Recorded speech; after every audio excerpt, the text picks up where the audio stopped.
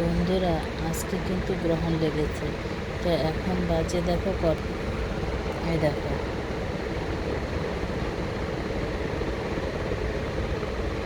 এখন বাজে 12:18। দেখতেই পাচ্ছ টাইমটা।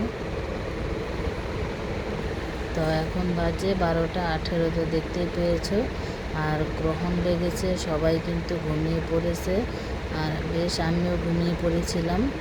তো হট করে আমার ঘুমটা ভেঙে গেল, আর দেখি যে 12টা বাজে। আর জানো তো কেন ঘুম ভেঙে গেছে? আমার বাথরুম পেয়েছে তাই।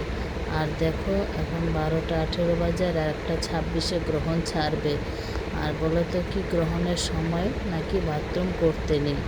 তাই কিন্তু বসে আছি আমি, যে কখন গ্রহণ ছাড়বে তখন বাথরুমে যেতে হবে। আর বাথরুম কিন্তু আটকে বসে রয়েছে, জানো তো। আর বাথরুম আটকে বসা যায় বলো? আর ঘুমও ধরছে না, বাথরুম নিয়ে বসে থাকছি।